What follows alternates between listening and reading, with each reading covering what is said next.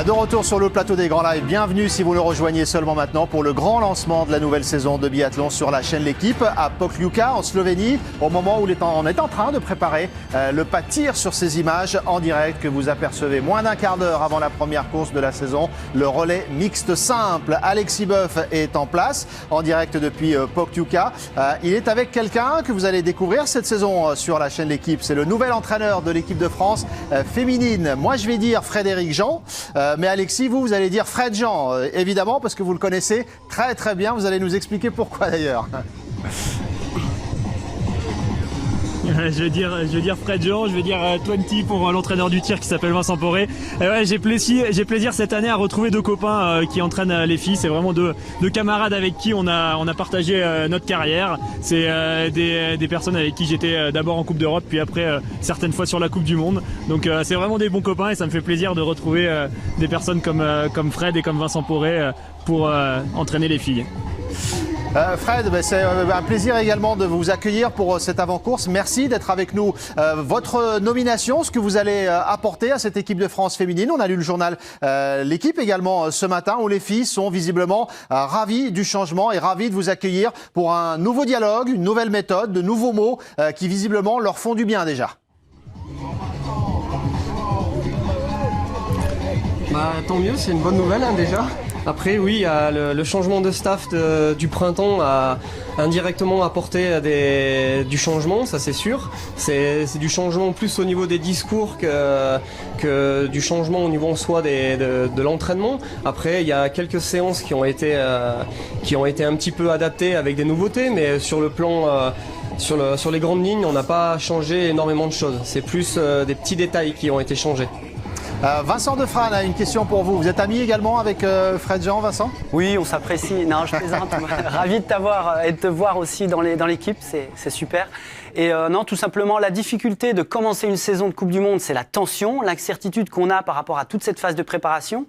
Et puis la difficulté de le faire en relais, c'est qu'il faut se lâcher. Donc, est-ce que tu penses, Fred, que tes filles, vont pouvoir faire les deux, c'est-à-dire se lancer dans la saison tout en se lâchant sur ce relais?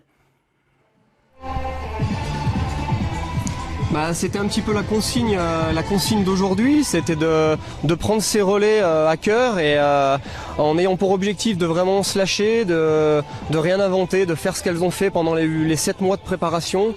Et comme elles ont eu droit en réunion hier, le dernier single mixte, c'est l'équipe d'aujourd'hui qui l'a gagné. Et puis l'équipe de cet après-midi, elle est quand même championne olympique en titre.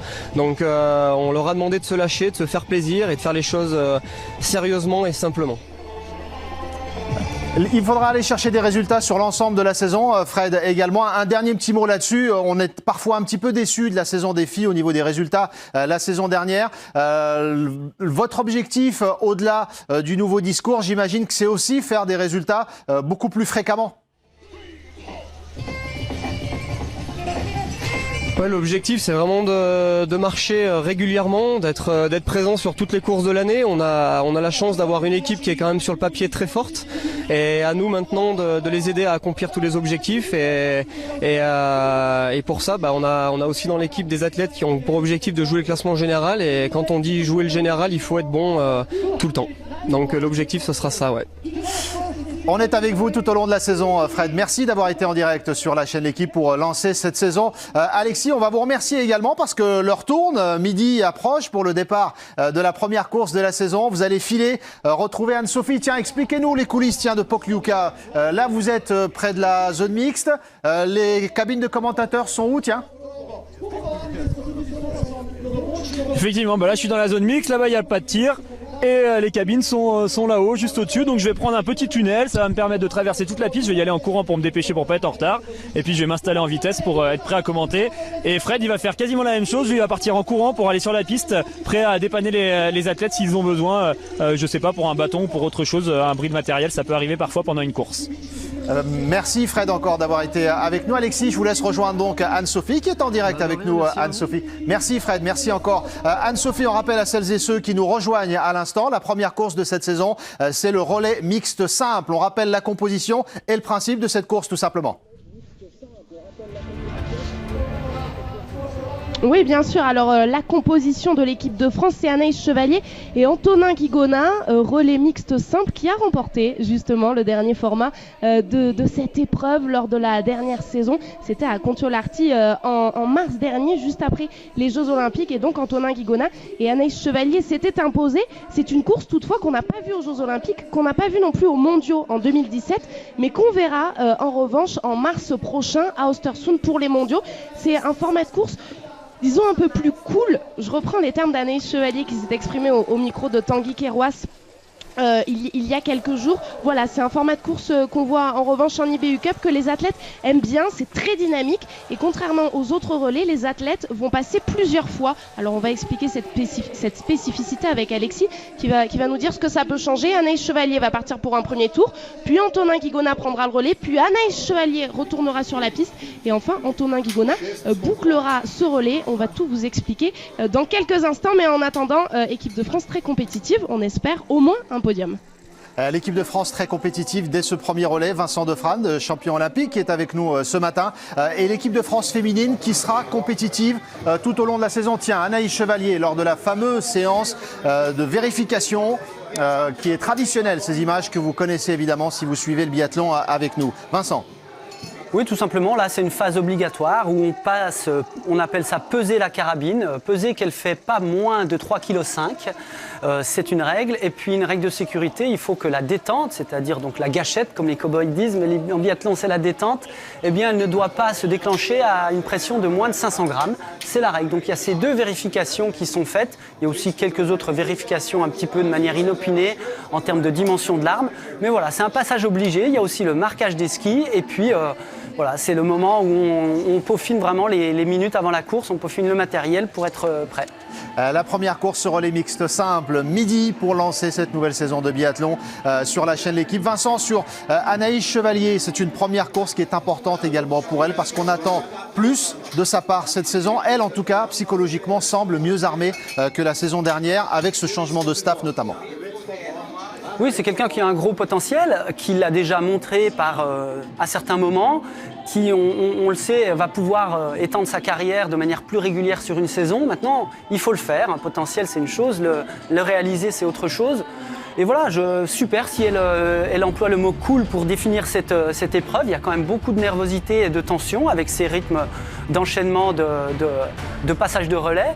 Mais tant mieux, si elle a un aspect très positif, c'est sûrement pas par hasard qu'elle est bonne sur ce schéma-là et ça devrait être un avantage pour la performance d'aujourd'hui. Accompagné d'Antonin Guigona, que vous apercevez cette petite musique traditionnelle de saison de Coupe du Monde pour lancer cette saison 2018-2019. On va écouter Anaïs Chevalier justement rapidement avant cette première course.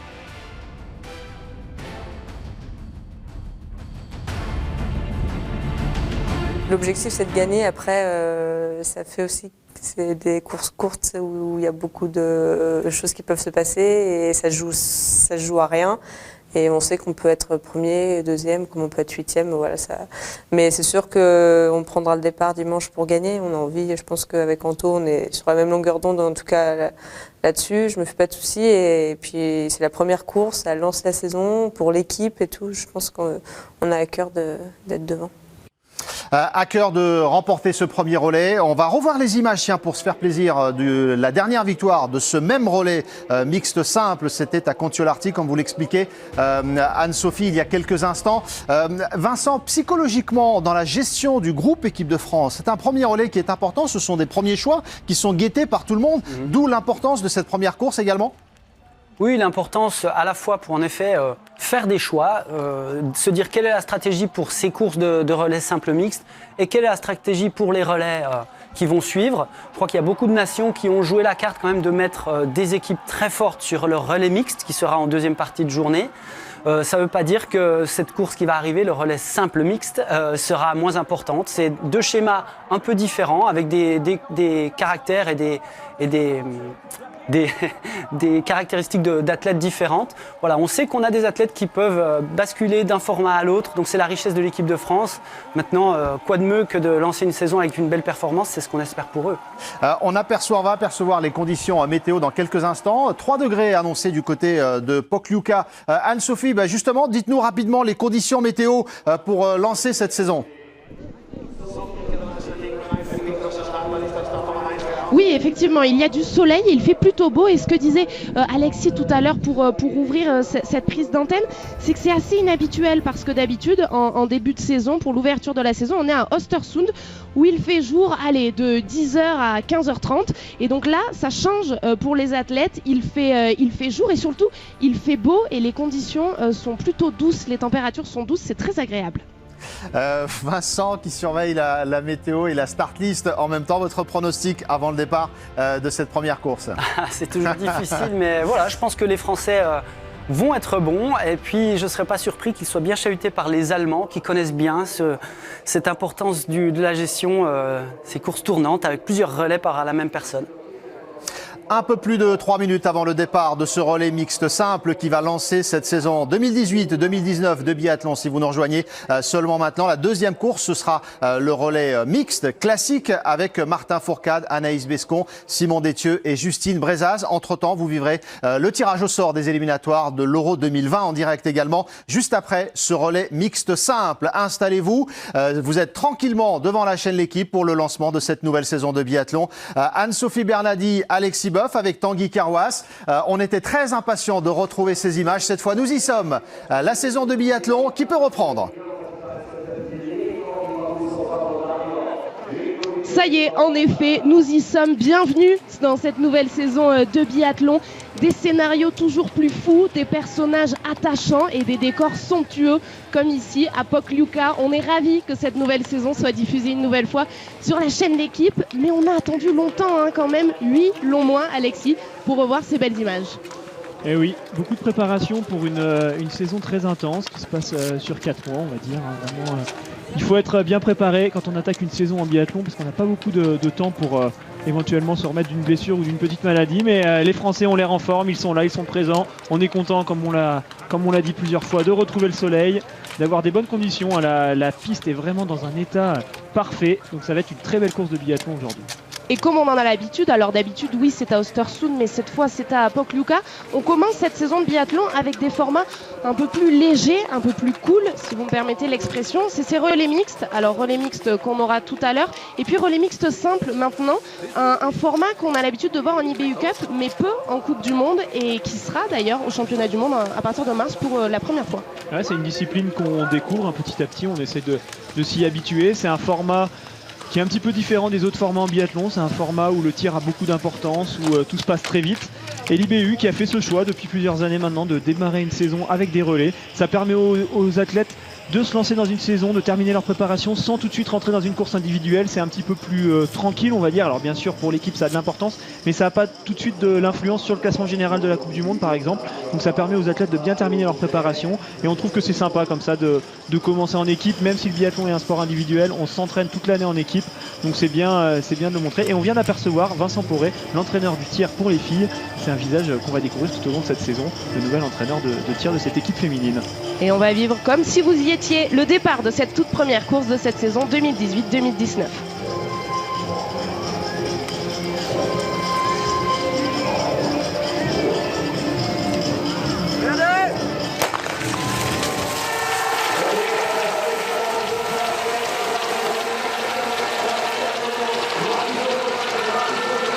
Ça y est, c'est parti, ce coup de feu. Et tout de suite, Anaïs Chevalier qui prend la tête de cette course, qui prend vraiment ses responsabilités. Anaïs Chevalier, première relayeuse de ce relais mixte simple avec Antonin Guigona. Et on le voit, les conditions parfaites. Regardez sous les skis des athlètes, c'est vraiment de la bonne neige, agréable à skier. J'en parlais avec Fred Jean à la fin du plateau. On a échangé un petit peu sur les conditions. Il me disait que c'était vraiment une belle neige qui allait lustrer, donc ça risque d'accélérer. Il faudra faire attention quand même dans les petits virages ou dans les descentes. Il peut y avoir des pièges, des plaques de glace qui risquent de se former. Mais globalement, c'est quand même une neige agréable à skier. Attention, déjà une chute. Il me semble que c'est la Suissesse qui s'est accrochée. Et justement, Anaïs a fait le choix de se mettre en tête pour être tranquille devant. Et elle a bien raison, elle évite ce genre d'accrochage.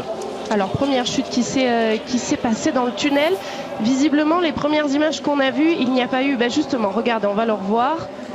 Je crois que c'est la Suissesse qui se met le bâton entre les jambes. Est-ce que c'est la Suisse? Alors il va falloir qu'on s'habitue, ça doit pas être la Suissesse parce que c'est pas la combinaison de la Suisse. C'est l'Estonienne avec son dossard numéro 15. Il va falloir qu'on s'habitue aux nouvelles combinaisons, c'est ça le lot des premières courses chaque saison. Vous voyez, ça a pas mal changé, donc on découvre avec Anaïs la nouvelle combinaison de l'équipe de France. Vous voyez, elle est plutôt noire, donc il va falloir essayer de les repérer. Et puis c'est pareil, hein, pour pas mal de nations, ça a changé de couleur. Donc on va essayer de s'y habituer avec vous au fur et à mesure. C'est sûr que sur ce week-end, des fois on risque un petit peu de confondre les combinaisons.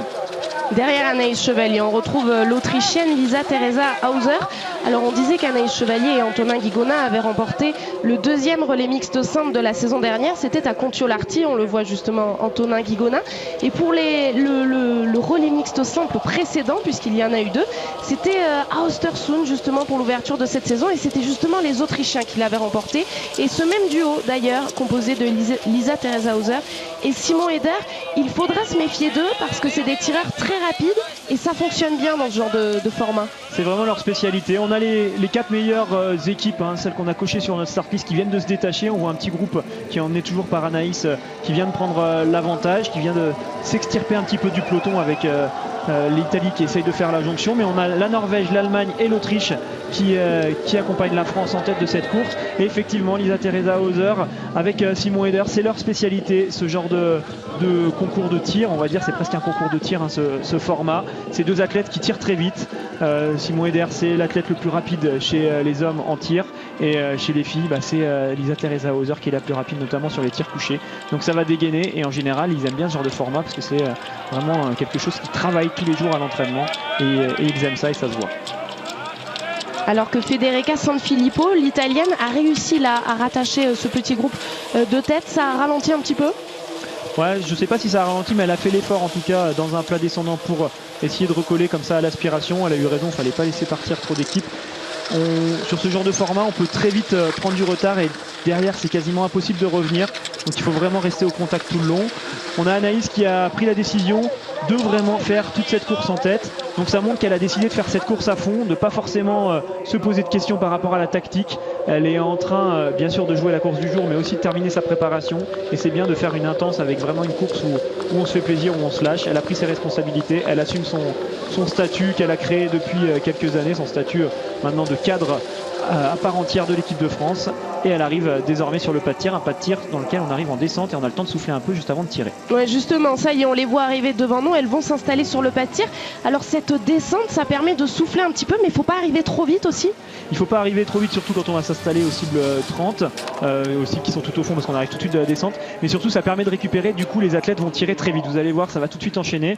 Donc là, on s'installe et tout de suite, dès qu'on va être derrière la carabine, on est capable de lâcher la première balle parce qu'on a eu le temps de souffler un petit peu avant de tirer.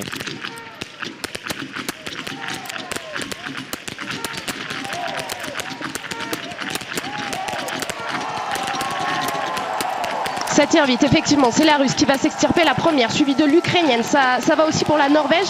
C'est plus compliqué pour Anaïs Chevalier avec déjà 2 erreurs. Attention Anaïs, il faut tout de suite se reprendre. Une bonne première pioche, c'est bien, elle a tiré assez vite. Donc elle va limiter la casse, mais là il faut vraiment la mettre tout de suite. Lisa Teresa Hauser s'est loupée aussi, donc elle va pouvoir repartir pas trop loin d'elle, ça c'est intéressant. On va regarder vraiment les nations qui repartent en tête. Mais il y a la place encore pour la France pour pouvoir revenir. C'est des nations qu'on attend un petit peu moins qui sont partis devant, mais attention, c'est quand même les Russes, les Norvégiens et les Ukrainiens qui sont devant, donc maintenant il faut plus laisser trop d'erreurs sur ce pas de tir. Et on attend Anaïs Chevalier à l'intermédiaire de cette sortie du pas de tir. Ça y est, c'est fait, 13e position avec 13 secondes de retard. Donc quelle est désormais sa marge d'erreur? Là, la marge d'erreur, déjà il va falloir revenir en ski dans ce deuxième tour. Alors j'ai l'impression que l'Ukrainienne a envie tout de suite d'envoyer assez vite, donc ça va pas être facile de reprendre du temps dans ce tour. On va voir si ça se calme un petit peu par la suite. Il va surtout falloir regarder avec qui elle se retrouve sur la piste, s'il y a des athlètes qui vont l'emmener en ski, si elle va pouvoir s'accrocher un petit peu. On va la voir arriver là-bas au fond, voilà Anaïs. Donc vous voyez, elle est dans un gros peloton, elle va se retrouver en fin de peloton. Pour l'instant, rien d'inquiétant, je pense que ça va temporiser un petit peu devant. Il y a la possibilité de revenir, mais il faut pas rêver, elle va laisser un petit peu des plumes là dans ce deuxième tour pour essayer de recoller.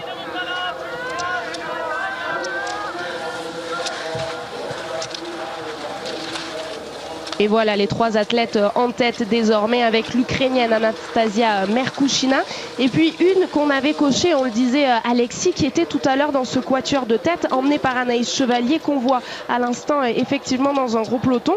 C'était Kla Brunli, la Norvégienne, qu'on a eu déjà le temps de voir un petit peu lors des courses de pré-saison. C'était à Souchen la semaine dernière. Il va falloir faire attention aux Norvégiens pendant tout ce week-end. Ils ont déjà participé à leur grosse course en Norvège à Sushen, les courses qu'on a commentées la semaine dernière. Et du coup, ils sont déjà montés en pression, ils sont déjà chauds, on va dire, ils sont déjà prêts pour cette saison. Et ça peut faire la différence, comme ça, sur ces premières courses. Pour les autres athlètes, c'est presque encore de la préparation. Je le disais pour Anaïs qui fait cette course à fond, c'est presque encore de la préparation. Alors que pour les Norvégiens, voilà, on est déjà bien rentré dans cette saison. Et ça, en ski, ça peut se ressentir. On verra notamment du côté des garçons ce que ça donne avec un Johannes Beu, un Tarjei Bø. On va voir s'ils sont vraiment en forme ou si finalement les autres sont à peu près comme eux. On voit en tout cas Anaïs qui a réussi à se replacer, qui est revenu en queue de ce peloton. Ça, c'est pas mal avant d'attaquer le second tir. Et les athlètes masculins qui sont déjà en train de se positionner, puisque la spécificité aussi de ce relais mixte simple, c'est qu'il n'y aura pas une nouvelle boucle à effectuer avant de donner le relais. Tout de suite après le prochain tir, les athlètes féminines vont donner le relais à leurs homologues masculins. C'est ça aussi qui change dans ce relais, et on va pouvoir parler justement de leur état à ce moment-là, puisque les filles vont devoir patienter pour ensuite s'élancer une deuxième fois après le premier passage des garçons.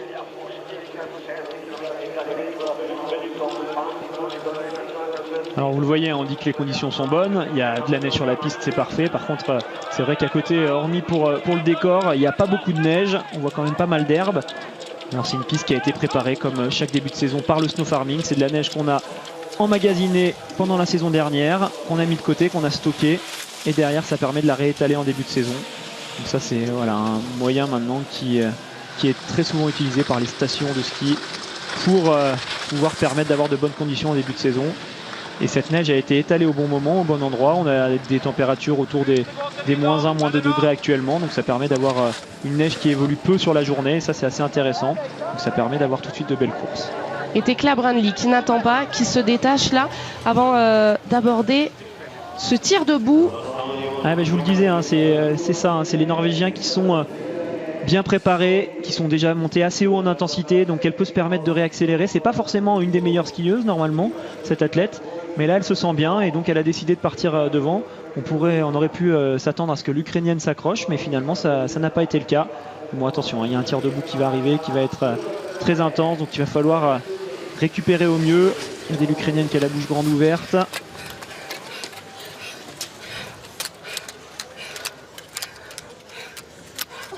Anaïs qui s'est installée à la cible numéro 7, donc elle est vraiment au milieu de ce peloton.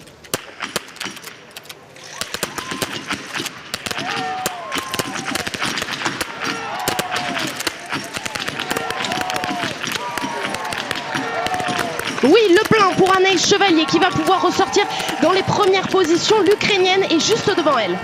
C'est très joli là, ce qu'a fait Anaïs sur ce tir. Elle est revenue en deux temps, une première fois sur les skis, puis elle a profité de ce bon tir pour se replacer. Elle ressort deuxième. Antonin va pouvoir partir tout de suite avec l'Ukrainien. Ils vont se retrouver ski dans ski quasiment. Donc ça c'est intéressant. Bravo Anaïs, elle a bien assuré sur son debout.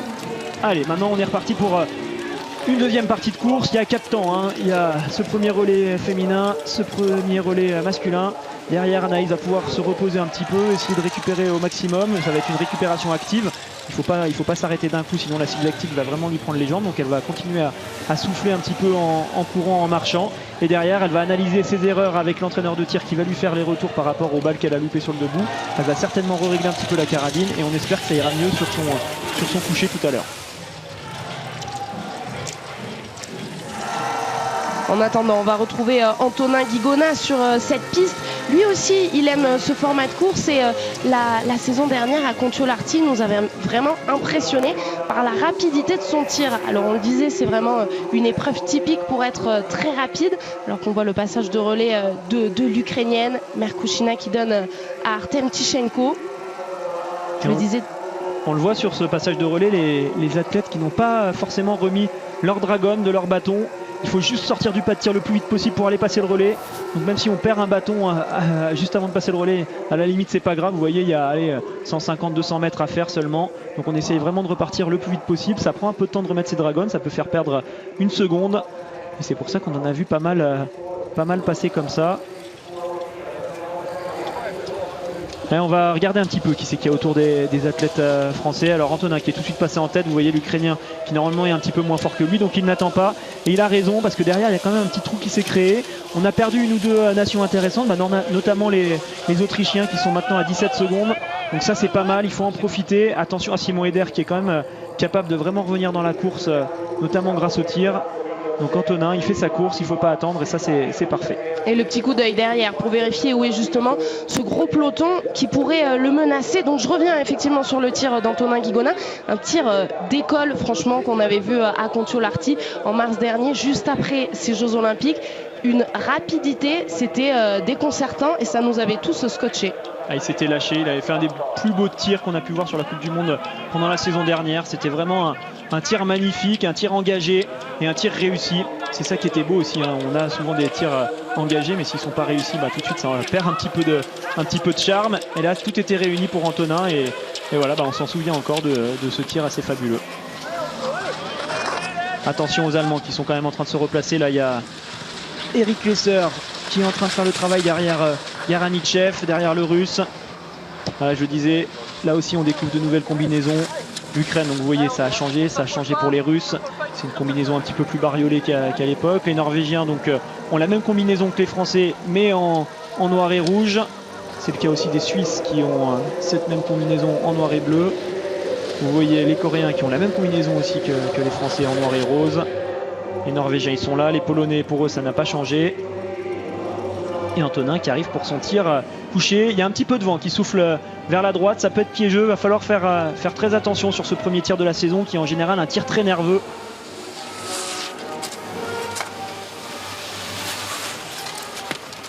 Ça y est, c'est maintenant l'installation d'Antonin Guigona et la possibilité déjà pour l'équipe de France de prendre encore un peu d'avance sous l'œil de Franck Badiou.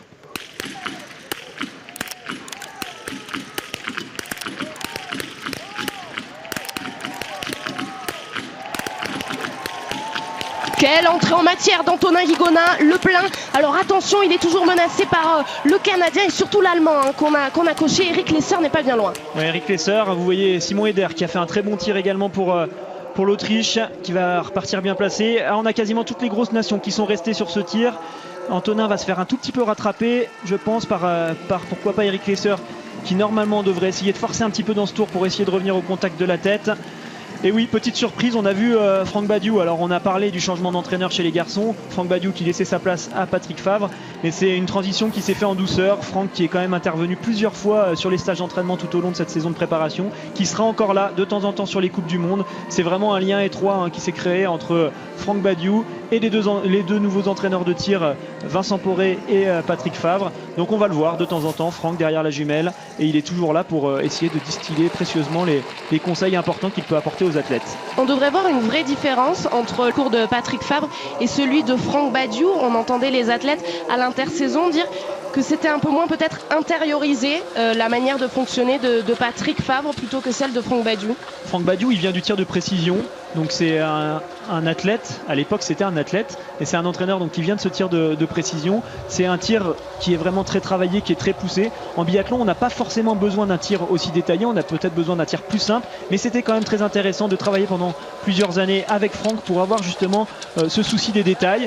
Et maintenant on est revenu sur un entraîneur avec Patrick Favre qui va plus à l'essentiel, qui va plus sur du tir de biathlon. Donc en gros les athlètes peuvent s'appuyer sur ce qu'ils ont travaillé avec Franck les saisons dernières et essayer maintenant vraiment de le mettre en œuvre à la sauce biathlon avec Patrick Favre. Donc c'est assez intéressant. Patrick, il est également italien, donc c'est le frère de Christian Favre qui farte les skis de Martin depuis des années, qui s'occupe de la housse des skis de Martin depuis des années. Et donc Patrick, il est italien, donc même s'il est de la vallée d'Aoste, qui parle très bien français, il a forcément quand même un petit peu moins de vocabulaire. Donc il va à la simplicité, il va dire l'essentiel, et ça se ressent forcément dans son discours. C'est intéressant de le noter. Et pendant ce temps-là, on a pu voir en tête de course qu'Antonin s'était fait rattraper par la meute qui le suivait. Rien d'inquiétant, c'est normal sur ce genre de format. Quand on est tout seul devant, en général, les autres athlètes ont tendance à revenir assez facilement. La France en tête, suivie du Canada, de l'Allemagne et attention, de la Norvège. Il va falloir se méfier pour Antonin Guigona. Et pendant ce temps-là, eh bien, les filles se préparent à s'élancer à nouveau. Et on l'a vu également, c'est un moment important pour les techniciens. Les techniciens refartent les skis entre les deux tours de compétition. Attention aux Canadiens, c'est quand même du lourd avec Go là, qui est en train de doubler Antonin. On a du gros niveau là face à Antonin, on a vraiment des athlètes d'expérience. Eric Lesser pour l'Allemagne et Birkeland pour la Norvège. C'est du solide. Le Canadien qui essaye de faire la différence avant d'aller sur le pas de tir pour le tir debout. Il essaye de fatiguer un petit peu tout le monde. On a des athlètes des fois comme ça qui peuvent être bons sur ce genre de format très dynamique, donc il faut faire attention à eux. Il a décidé d'attaquer un petit peu tôt, il le payera peut-être tout à l'heure en fin de course, ça on verra. Mais oui, on le disait, donc les techniciens qui refartent les skis, alors ils refont pas complètement le fartage des athlètes, mais ils rajoutent un petit accélérateur, ils brossent un peu les skis pour leur remettre du fart qui va tenir environ 1 km, 1 km 500. La pression mise par le Canadien Christian Gault, qui est un petit peu ralenti là. Antonin quand même est bien dans ses skis. Donc ils sont tous les 4 désormais et les filles à s'avancer sur ce pas de tir, sur la musique de Star Wars. L'ambiance est là, et Antonin Guigona qui s'installe à la cible numéro 2.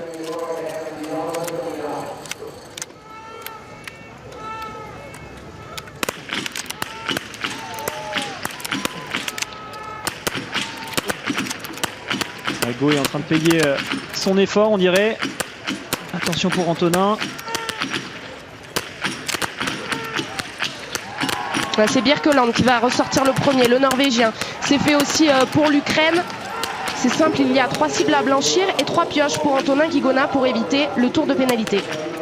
Il va pas falloir laisser trop d'écart, c'est le podium là qui est en train de s'échapper. Attention Antonin, plus droit à l'erreur, il faut éviter maintenant de refaire appel à des balles de pioche, et ça part devant. À la petit coup dur, petit coup d'arrêt pour Antonin. Pour l'instant c'était une course parfaite. Finalement il y aura même un anneau de pénalité à faire pour Antonin, il me semble. On l'a pas vu tirer sa dernière balle. Ouais, c'est bien ça, 4 erreurs pour Antonin Guigona. Donc il s'est servi de ses 3 pioches, mais donc il doit aller faire un tour sur cet anneau de pénalité.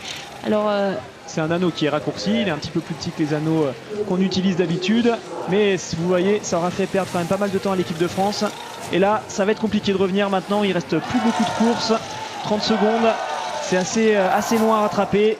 Donc on va voir ce que va nous proposer Anaïs, mais en tout cas Anaïs n'a absolument pas le droit à l'erreur s'ils veulent espérer revenir dans la course. Qu'est-ce qui se passe avec le ralenti? On voit Antonin qui pousse, ça c'est quelque chose qu'on voit souvent. Non, rien d'inquiétant, on aurait pu imaginer qu'il ait été perturbé juste avant ce tir debout. C'est étonnant de le voir un petit peu craquer comme ça. Voilà, c'est le début de la saison, il faut réussir à remettre tout en place. Il y a de la pression sur cette équipe de France, c'est sûr qu'on les attend. On sait qu'ils ont gagné le dernier single mix, donc Antonin a envie de bien faire à nouveau. Il est là, il s'installe sereinement, mais il se retrouve malgré tout en tête de course, donc il a peut-être un petit peu trop cogité. C'est vrai qu'il y a eu quand même pas mal d'erreurs, il a eu du mal à se reprendre. Maintenant il va falloir penser à autre chose et essayer de revenir dans cette fin de course. Tekla Brandli, la norvégienne, est donc en tête, et elle, on l'avait pas vraiment cochée devant l'allemande. C'est l'ukrainienne Anastasia Merkushina, et pour l'instant ils sont là les Ukrainiens. Ouais, ils sont là les Ukrainiens. Merkushina, c'est quand même une athlète qui devient très intéressante. Il va falloir la suivre au niveau individuel. Je pense qu'elle peut régulièrement se placer dans les 5 premières de la Coupe du Monde, donc il va falloir la surveiller. Et donc forcément, on a une belle équipe. Alors on a quand même 4 équipes qui sont solides devant. Donc le podium pour l'instant est quand même bien bouché. Mais bon, ça reste du biathlon, vous le savez bien, surtout sur les relais, il peut se passer tellement de choses qu'on n'est jamais à l'abri d'une erreur de la part d'un athlète. C'est arrivé aux Français sur le tir précédent, ça peut arriver à n'importe quelle autre nation sur chacun des tirs qu'il reste. Il en reste encore 4 des tirs, donc il y a quand même le temps de faire changer les choses. Alors Antonin Guigona a donné le relais à Anaïs Chevalier avec 29 secondes de retard. On peut espérer qu'elle en comble combien là à l'arrivée du prochain tir? Alors sur la piste elle va pas en combler beaucoup normalement. Anaïs, elle va skier à peu près à la même vitesse que ses adversaires. Elle va peut-être prendre 1 ou 2 secondes vu qu'elle est derrière, elle est peut-être maximum 5 secondes. Mais c'est pas là qu'elle va pouvoir faire la différence. La vraie différence va jouer sur le pas de tir. Maintenant les Français ont commis des erreurs, ils le savent, ils ne doivent plus en faire. Alors que pour les autres nations qui sont devant, c'est pas encore arrivé, et eux ça peut arriver. Donc c'est là qu'il va falloir faire attention pour l'équipe de France. Il va falloir visser, comme on dit dans le jargon. Il va vraiment falloir ne plus commettre une seule erreur pour espérer revenir et attendre. Maintenant il n'y a plus de choix, il faut attendre une erreur de la part des adversaires pour espérer revenir. C'est une piste qui va être piégeuse pendant tout le week-end et pendant toute la semaine prochaine. On voit ça lustre, du coup ça crée des petites plaques de glace à droite à gauche. On voit Anaïs là-bas au fond, on va vous rendre compte un petit peu de l'écart par rapport à ses adversaires. Et c'est Tekla Brandli qui va pouvoir s'installer sur le tapis numéro 1, la norvégienne, pendant que les techniciens sont en train de travailler sur les skis des relayeurs masculins qui s'élanceront donc une dernière fois pour terminer ce relais mixte simple. Le vent a tourné légèrement par rapport au tir précédent, donc attention les deux athlètes qui vont sûrement se faire avoir. Et Anaïs est en train d'arriver sur le pas de tir à son tour. Vous la voyez là-bas tout au fond de l'image.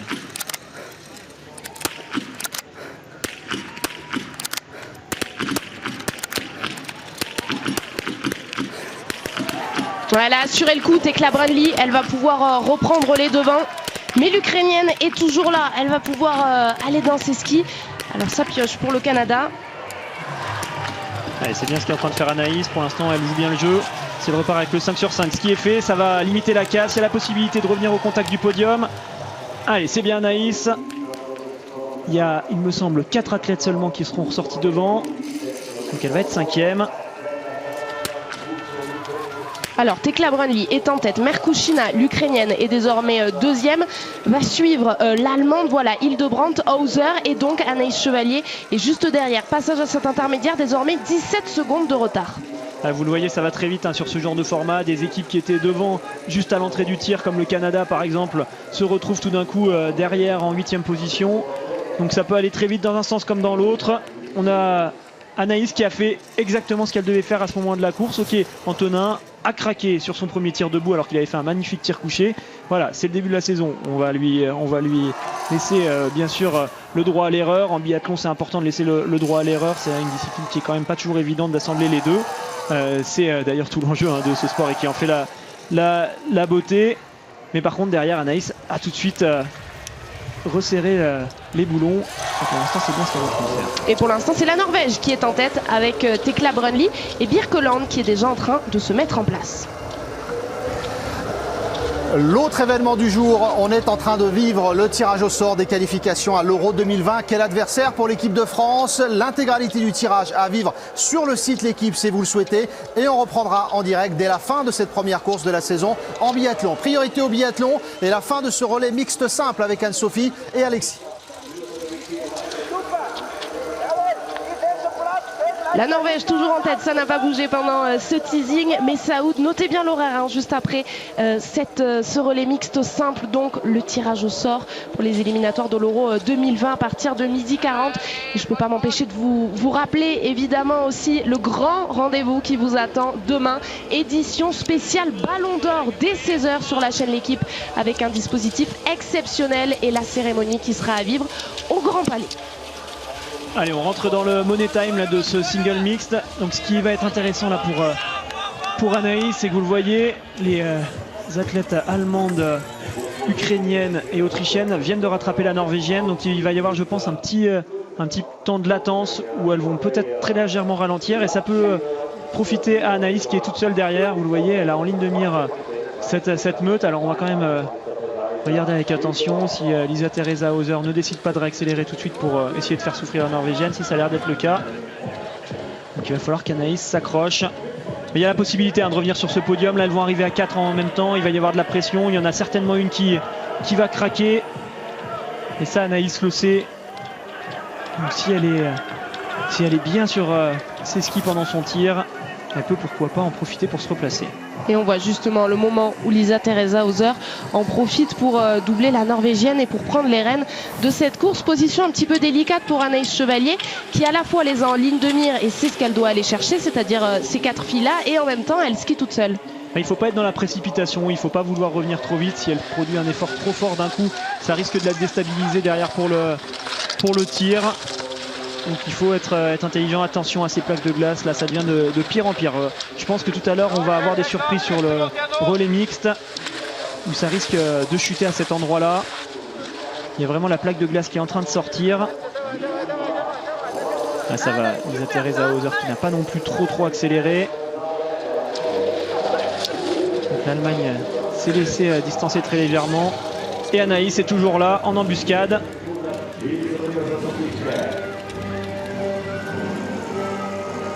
Lars Birkeland qu'on a vu se réchauffer un petit peu les cuisses, c'est aussi le risque, c'est de perdre la chaleur qu'il y a dans son corps juste après cette course et d'avoir à repartir. Il est en train de se masser un petit peu pour décoller la bandelette de ses quadriceps. C'est un massage qu'on utilise très souvent en biathlon car on utilise beaucoup les quadriceps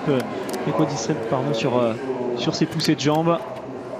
Du coup il essaie de se détendre un petit peu. Allez, c'est parti pour ce dernier tir pour les filles.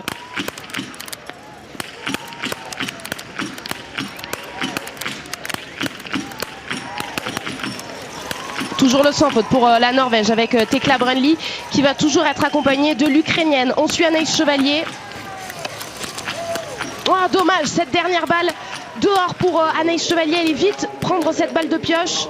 Il faut la mettre tout de suite pour repartir. Ça tire très bien pour la Norvège, mais ça va temporiser un petit peu devant. Elles vont ressortir à plusieurs. Ça pourrait profiter à Antonin Guigona et finalement personne n'a craqué sur ce tir.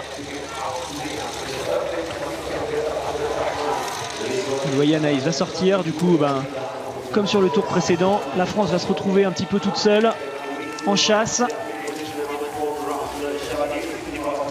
Et voilà, c'est parti pour le dernier relais avec Antonin Guigona. On va bien sûr avoir les impressions d'Anaïs Chevalier au micro de Tanguy Kéroas qui est au bord de la piste et qui recueillera ses premières émotions. Mais c'est une belle course pour Anaïs qui a vraiment, vous le disiez Alexis, qui a su à chaque fois ce qu'elle devait faire et qui a mis en place tout le travail effectué. Elle a fait 2 très bons relais, Anaïs. Alors il y a eu quelques erreurs sur son premier tir couché tout à l'heure. Elle les a bien rattrapées sur son deuxième relais. Et puis voilà, sur ce deuxième relais, un 9 sur 10, une balle perdue en debout. C'est un bon bilan. Antonin, lui, je pense, a à cœur de se rattraper. Il s'est loupé sur son tir debout lors du relais précédent. J'espère qu'il va réussir à corriger le tir là sur cette fin de course. Alors on a devant la Norvège, juste devant les Ukrainiens, suivi de près par les Autrichiens. Les Allemands sont ensuite juste derrière.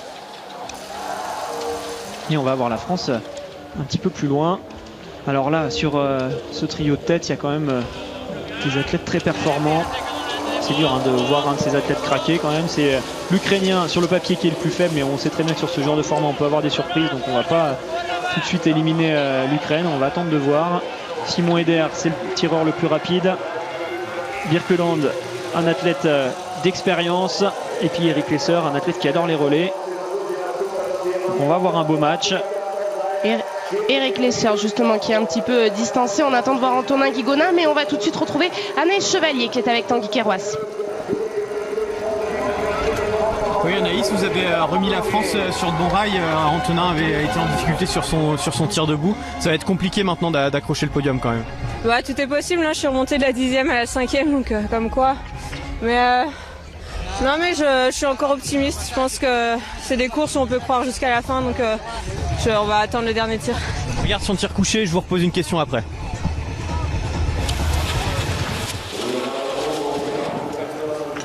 Anaïs Chevalier, optimiste, elle a raison, on a envie d'y croire, nous aussi, pour cette équipe de France. Mais c'est sûr qu'elle connaît bien le biathlon, Anaïs, là-dessus il n'y a pas de problème, et elle sait à quel point ça peut changer d'un tir à l'autre. Comme elle le dit, elle a réussi à reprendre beaucoup de place tout d'un coup. Donc ça peut très vite basculer pour tous ces athlètes qui sont en tête. Et on va continuer d'y croire, bien évidemment. Allez, premier tir couché qui va arriver. On voit Antonin derrière au loin. Eric Lesser qui s'est bien replacé doucement mais sûrement. Il va arriver avec les 3 hommes de tête sur le pas de tir. Le vent qui est à peu près comme le tir précédent. La bonne tactique pour Eric Lesser qu'on voyait un petit peu plus distancé quand même tout à l'heure sur la piste. Et là, à l'arrivée de ce tir, il est tout simplement dans ce groupe de 4. Ouais, il était derrière, donc il a pu gérer par rapport aux autres, revenir petit à petit. Il s'est pas affolé, il n'a pas essayé de revenir d'un coup, il s'est bien replacé. Et c'est un athlète qui est capable de ressortir en tête carrément de ce tir couché, donc il va falloir le surveiller l'Allemand. Au moment où Antonin est en train d'arriver sur son tapis.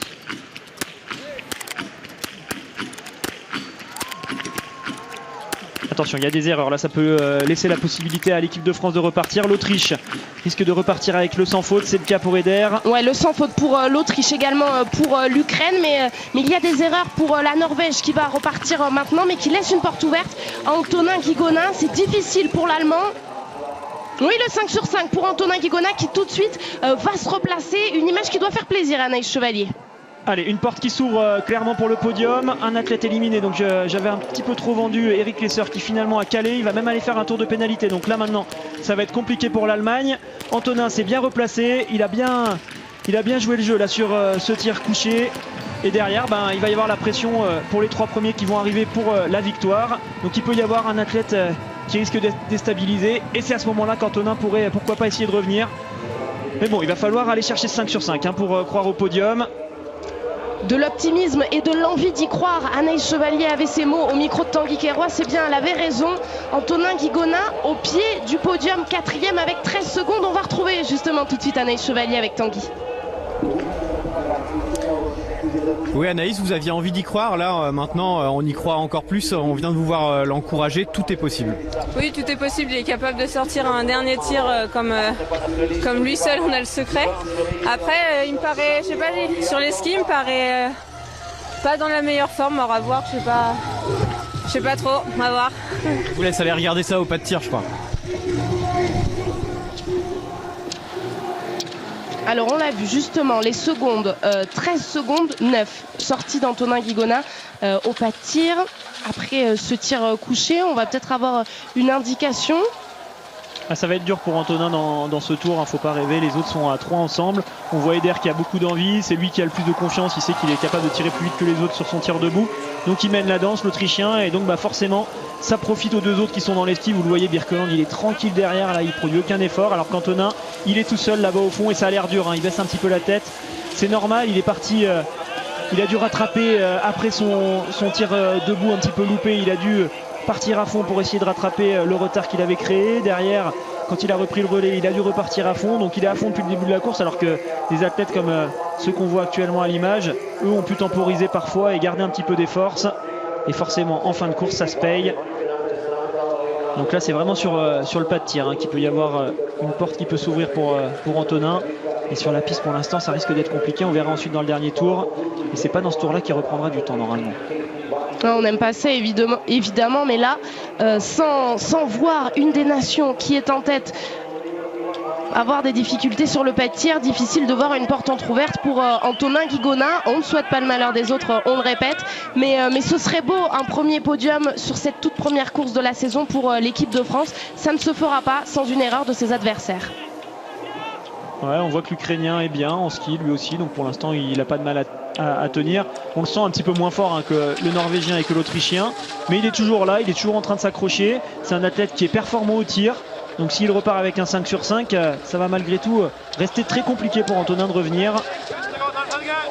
Il faut vraiment qu'il y en ait un qui craque bien pour qu'Antonin puisse s'infiltrer, et il faut que Antonin fasse un 5 sur 5. Aussi le 5 sur 5. Donc beaucoup de paramètres aléatoires pour aller chercher le podium. Alors justement, on l'a entrevu à l'image. Votre impression sur le ski d'Antonin Guigona? Si Anaïs Chevalier dit qu'elle le sent un petit peu moins bien, c'est que c'est forcément le cas? Ça se voit qu'il est à fond depuis tout à l'heure, donc là il est à fond tout simplement, et il peut pas aller beaucoup plus vite, donc il essaye de faire tant bien que mal pour tenir. Je pense qu'il va vraiment se lâcher sur son tir debout. De toute façon il n'y a plus rien à perdre, il faut vraiment essayer de revenir. Et voilà la différence, les 3 athlètes sur le tapis. Antonin qui est encore dans son chousse en train de souffler, il va s'installer au moment où les athlètes vont tirer leur première balle à l'instant.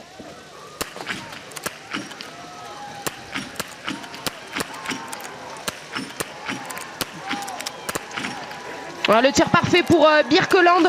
Alors attention, j'allais dire il allait être menacé par les Ukrainiens, mais ça sent bon quand même. On va quand même se méfier de l'Autrichien Simon Eder. Et en attendant, pour Antonin Guigona, c'est compliqué. 3 erreurs, c'est trop. Il a voulu vraiment tirer très vite, et finalement ça a tiré plus trop tranquille chez les athlètes devant. Ils ont assuré le podium. Il y a eu un petit peu trop de précipitation là sur ce deuxième tir pour Antonin. On le voit, il essaye de se relâcher. Allez, il faudrait assurer cette 4e place. Il a encore un petit peu de marge. Oui, c'est bon, il n'ira pas sur l'anneau de pénalité. Cette fois, Antonin Guigona, il va pouvoir tenter d'assurer cette 4e place. Alors, on voit les autres athlètes suédois, russes, canadiens qui vont arriver juste derrière lui. Est-ce qu'il a les ressources pour quand même tenir cette 4e place? Ça va être dur honnêtement pour Antonin qui est à fond depuis tout à l'heure. Il va vraiment falloir qu'il s'accroche. Ils sont 3 derrière, donc ils vont certainement lui reprendre un peu de temps. Et Birkeland qui a été intelligent, qui a été calme. Ils ont vraiment, je pensais que ça tirerait beaucoup plus vite sur ce dernier tir. Finalement, ils ont tous assuré. Donc ça va se jouer sur la piste entre la Norvège et l'Autriche, mais ça me paraît quand même compliqué pour Hébert de revenir sur le Norvégien. Il y a 7 secondes entre les deux athlètes à la sortie du pas de tir. Et Antonin qui a joué, il s'est dit j'ai plus rien à perdre, j'essaye de me lâcher. Malheureusement c'était un petit peu trop pour aujourd'hui. Ces 2 tirs debout lui auront fait défaut et vous le voyez, l'écart entre le Norvégien et l'Autrichien a même grandi, je pense.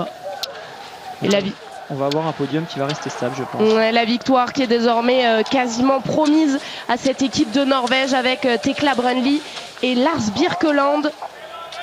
En deuxième position, on les connaît, on les redoutait évidemment, ces Autrichiens, Lisa Theresa Hauser et Simon Eder, très rapides à la fois sur la piste et sur les skis. Et puis derrière, en revanche, avec cette équipe d'Ukraine, Merkushina, on la connaît bien, mais Artem Tichenko, le jeune Ukrainien de 24 ans, c'est plus étonnant de voir qu'il a vraiment tenu le coup sur ce relais mixte simple. Ils ont été malins, les Ukrainiens, ils ont mis 2 athlètes qui sont capables de très bien tirer, même si l'athlète masculin était un peu moins performant en ski. Grâce à ses bons tirs, il a réussi à garder le cap et à rester sur le podium. Donc ça va faire un joli podium pour lancer la saison pour l'Ukraine. Et on va voir si la France est capable de garder cette 4e place. Mais honnêtement, je vous le dis, ça va être dur pour Antonin de résister au retour de Go, de Garanitchev et de Lindström. On n'a pas trop d'images, on n'a pas trop d'informations pour l'instant, mais on attend de voir si le groupe de poursuivants est revenu ou non sur Antonin. Pour la Norvège, ça déroule et c'est la victoire. Et on a vu la sérénité dans les yeux de l'entraîneur de tir français de cette équipe de Norvège, Siegfried Mazé, qui a de quoi être satisfait vraiment de ce qu'ont fait ces athlètes aujourd'hui. Avec ce dernier tir, vous le disiez Alexis, vraiment calme, serein, appliqué. Attention une nouvelle fois dans ces virages. Il a voulu regarder un petit peu derrière l'athlète ukrainien pour voir si Antonin n'était pas en train d'arriver. Il ne s'est pas concentré sur le virage, du coup il y avait la petite plaque de glace qui a failli le faire chuter. Et c'est bon, ça passe. Il reste sur ce podium qui est bien mérité. Ils sont allés le chercher, l'Ukraine, ils ont été en tête de cette course quasiment tout au long de la compétition. La toute première ligne d'arrivée cette saison, elle va être franchie par un Norvégien, Lars Birkeland. La Norvège s'impose aujourd'hui. Lars Birkeland, Tekla Brunli remporte ce relais mixte simple devant l'Autriche. Les Autrichiens Lisa Theresa Hauser, Simon Eder, spécialistes de cette course, sont deuxième devant les Ukrainiens Merkushina et Tichenko qui s'offre un beau podium aujourd'hui.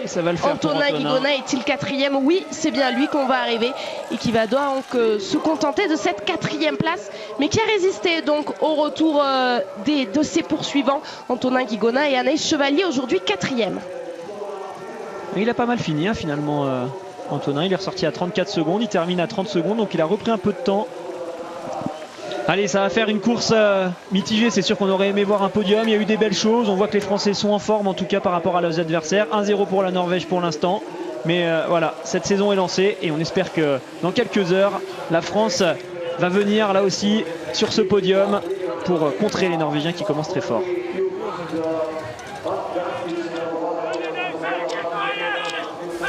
La deuxième course, ce sera le relais mixte avec Martin Fourcade. Ce sera juste après l'autre événement du jour. On va quitter le biathlon pour le tirage au sort des éliminatoires de l'Euro 2020 à Dublin. On file de Pokljuka à Dublin pour revenir à Pokljuka ensuite. Restez bien avec nous.